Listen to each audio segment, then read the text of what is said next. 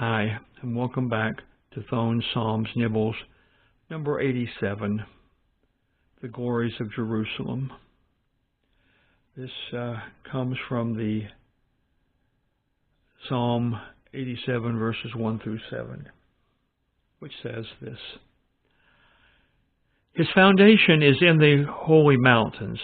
The Lord loves the gates of Zion more than all the dwellings of Jacob. Glorious things are spoken to you, of you, O city of God, Selah. I will make mention of Rahab and Babylon to those who know me. Behold, O Philistia and Tyre, with one and Ethiopia.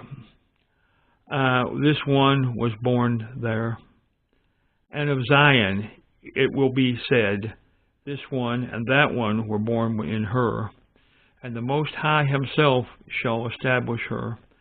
The Lord will record, when he registers the peoples, this one was born there, Selah. Both the singers and the players on instruments say, all my springs are in you.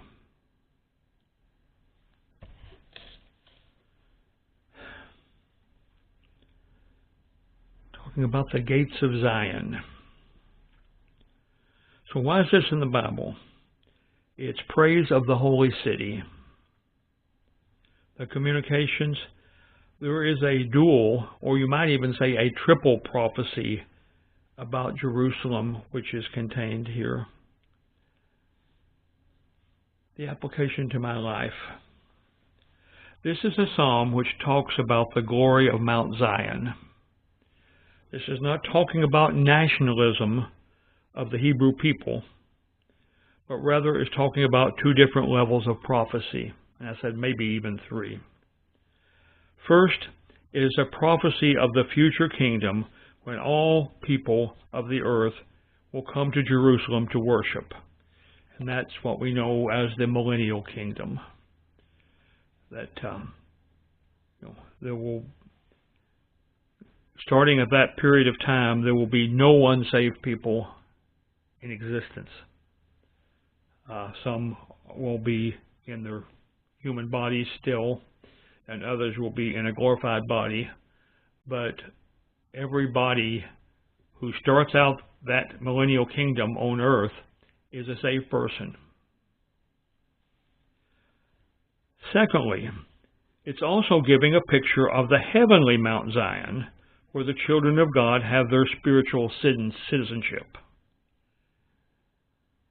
Now this, of course, is an especially important location because it is the location of the throne of David, who is many times great-grandfather of the coming Messiah. Thus it has importance at the time this psalm was written. Now, this was written by David, and he was to be the many times great-grandfather of the coming Messiah. So it's important. It's also important in the millennial age, because that's where Jesus himself will rule and reign for 1,000 years. And finally, it's important because it's still where God, in the form of Jesus, will reign for eternity. Thus all blessings will flow from the Lord, who is reigning in the city of David, to all those people that exalt the Lord. Now, so as I say, I consider it to almost be a triple prophecy. It's clearly a prophecy of millennial kingdom and eternity, but I think it's also a prophecy of then and there, because remember when David was writing this, he was the king of Israel, sitting on the king of Israel's throne, the throne which eventually belongs to Jesus. So God says, Zion is very important to me. Thank you, Lord. a personal response. Lord, thank you for giving this multi-level prophecy so that we might understand your plan better. Because sometimes we get so caught up on this strange sounding person's name who lived in this strange place that we've never heard of before, and it's hard to pronounce and all that. We can get caught up in those details, and it's not that those details aren't important for the detailed understanding of everything that human beings are able to understand about this. However, the basics are even more important, and that is that from a long time back, at least as far back as Abraham going to sacrifice his son, Isaac, Mount Zion has been important. It's the same mountain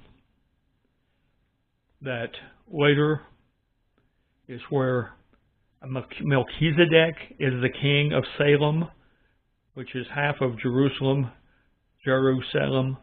So the great priest Melchizedek is from there, and it's Mount Zion. And then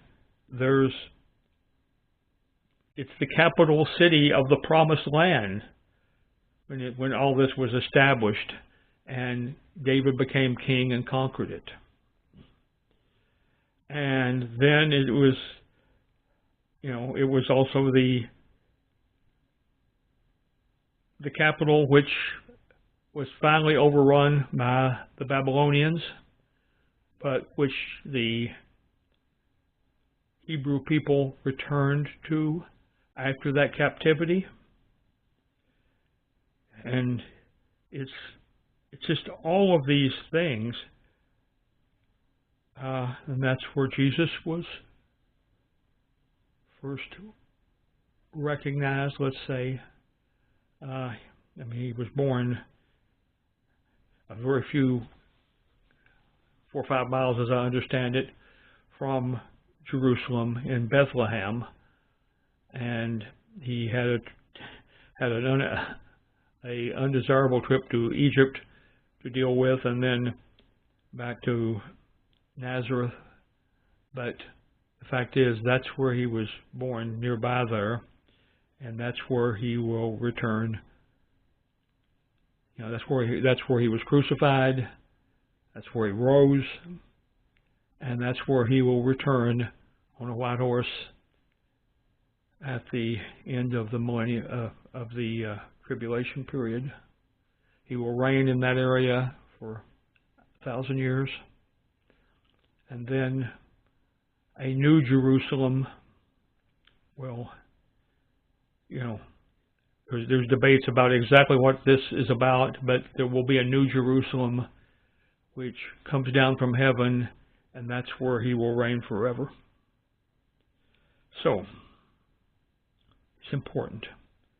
And those are the glories of Jerusalem. So, with that happy note, we'll close for today, and I'll see you next time.